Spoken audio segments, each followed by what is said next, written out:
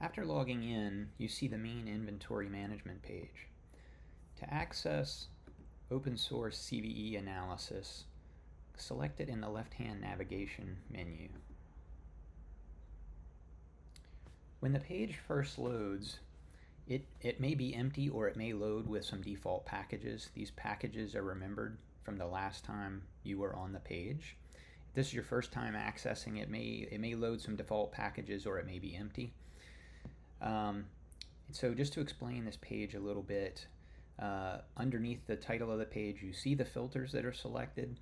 If you don't have any packages selected, then the page will be empty.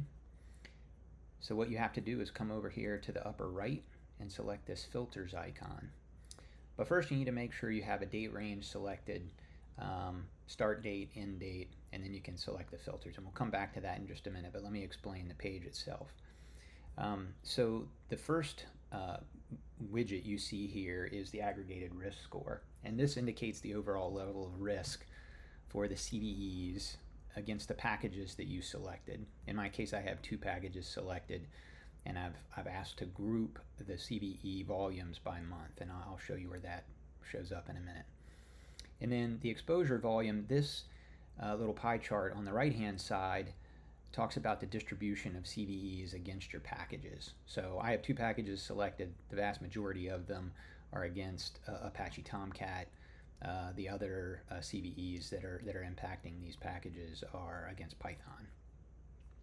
Scrolling down a little bit, we have the chart that shows CVEs by month. And you'll see the time range I selected was the beginning of the year to today.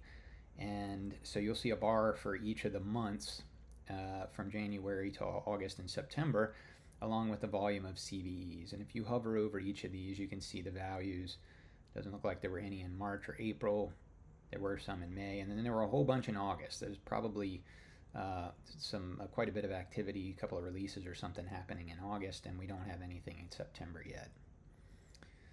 The final graph that I wanted to talk about on the page is Stack Overflow by month, right? So this chart captures the Stack Overflow activity for those 2 packages, and these are new threads and activity related to security vulnerabilities and just general package activity that we aggregate for you from Stack Overflow.